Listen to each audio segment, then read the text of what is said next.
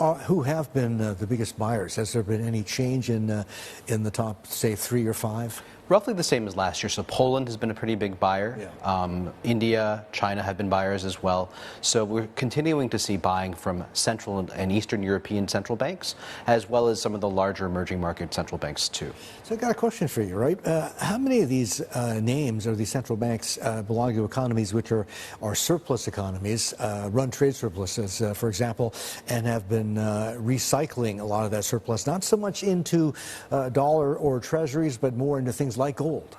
Quite a number of them have large trade surpluses. They're export-oriented economies, so they have large reserves in general. That is part of the reason why they have ample room to diversify into something like gold. But we're also seeing other central banks representing other economies start to emerge as well. One trend that we're seeing is some central banks, especially in Africa, Latin America, start to buy gold directly from domestic small-scale gold mining, which has really proliferated because of the higher price. And we see this as a way for them to access gold that's mined domestically. They can buy the gold in local currency and build their reserves that way.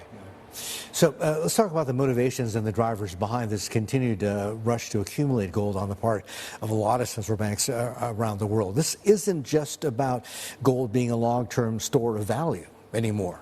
It's about a number of different issues, I think. Long-term store of value definitely is a factor, but when we ask central banks, what are the main reasons that you hold gold? The most highly cited reason this year was gold's performance during times of crisis. And if you think about the years we've just lived through, from COVID to the Ukraine war to now this new conflict in the Middle East, you can understand why that's sort of top of mind for central bankers. And gold has shown well during that time. It's performed pretty well as a diversifier and as a safe haven asset.